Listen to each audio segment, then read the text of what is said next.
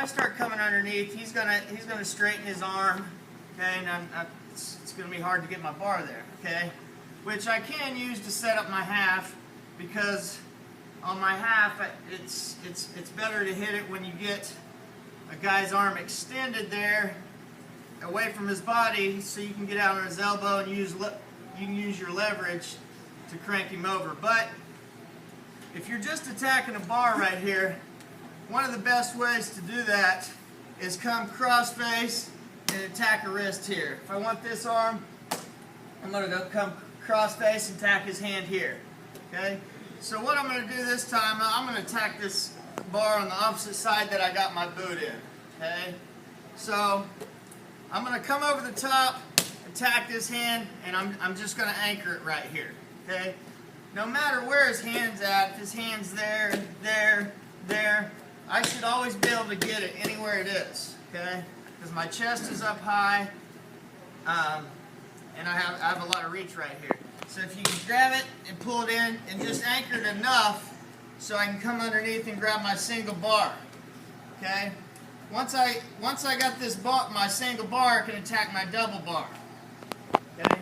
But I really want to emphasize, anytime you want to secure a bar, okay? I see a lot of times people will grab a bar and they're squeezing like this. Okay? Well, you better have a really strong grip to hold onto this arm. Okay? So to anchor it a little better, I'll use no thumb. And I'll come all the way over the top and curl my hand around, okay? That'll give me a little more grip strength right there, enough to hold this, long enough to come underneath and get my double bar. Okay? And the double bar, same thing, no thumb, locking it up, okay?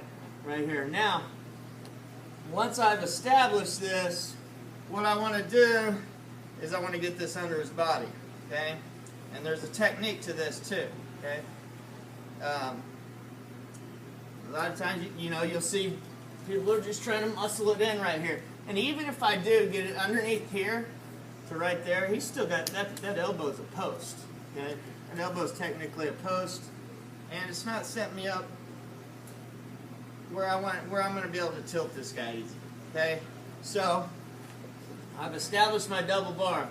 Okay, now, to take this over, I'm going to drop my chest low and use my free foot right here to drive over this arm and I'm basically going over his elbow.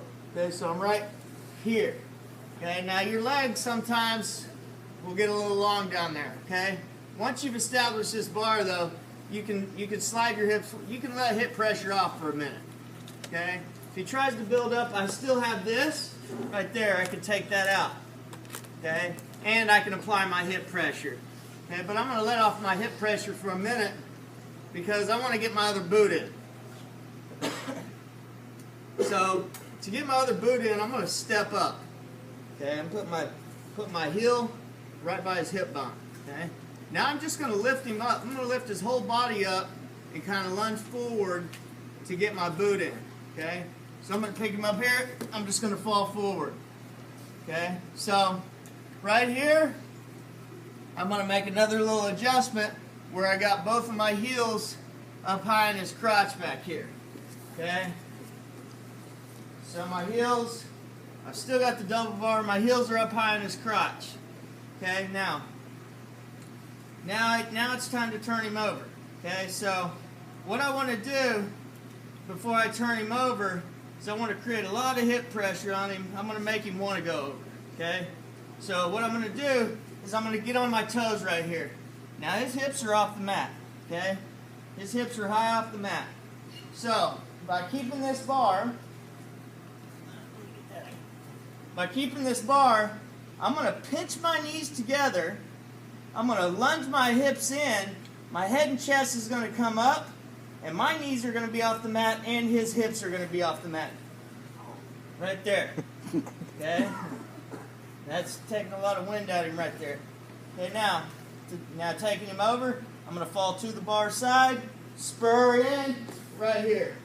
Okay, now I'm pinching my knees together. I'm keeping it tight right here.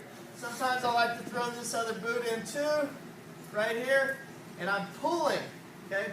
I'm pulling this bar against his chest as I'm applying hip pressure right here. Okay?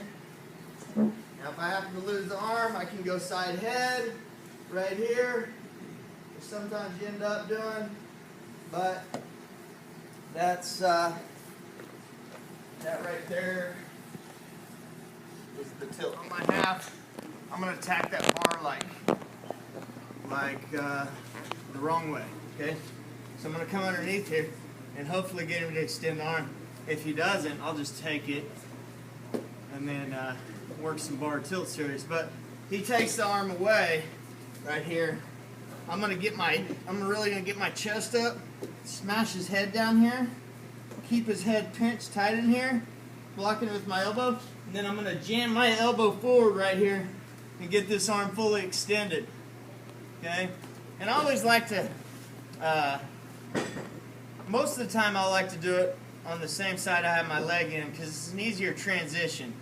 If you can do it, you can do the half with on the opposite side that your leg's in, but it takes a little more. It takes a little more transition to get your leg out to take him over in the half. So it's always a little easier for me to take a guy over with the same side half. So as I get right here, I'm going to palm his head, and then I'm going to take my forearm right on top of his head. Now, you don't want it down here on his neck because he can wing down on me and he can defend here, look away. Okay? I'm not on top of his head. I'm not blocking right here. So I really want to stay up high right here, get on top of his head, put my forearm on top. Now I'm going to just pry it until I can get my fist to the mat. Once I get here, then I'm going to high leg over, sink my half deep right here. I'm going to catch this elbow. I'm on his chin with my half. I'm going to drive, and I'll end up chest to chest. Here, turn his head, lift his head. Chuck him out there.